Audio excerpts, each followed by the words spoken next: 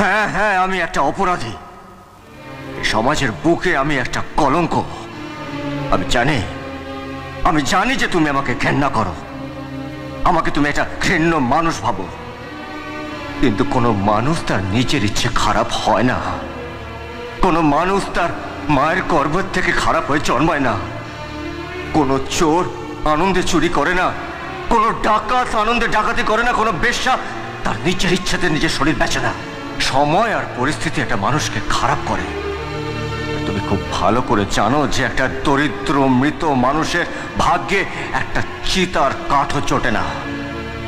তাই এই পৃথিবী আমাকে একটা জিনিসই শিখিয়েছে, গরিব হয়ে জন্মানোটা কোনো অন্যায় নয়, কোনো পাপ নয়, কিন্তু কিন্তু গরিব হয়ে মরাটা সবচেয়ে বড় অন্যায়, সবচেয়ে বড় পাপ, সবচেয়ে বড় অন্যায়, সবচেয়ে বড় খুব ভালো। সবচেয়ে বড়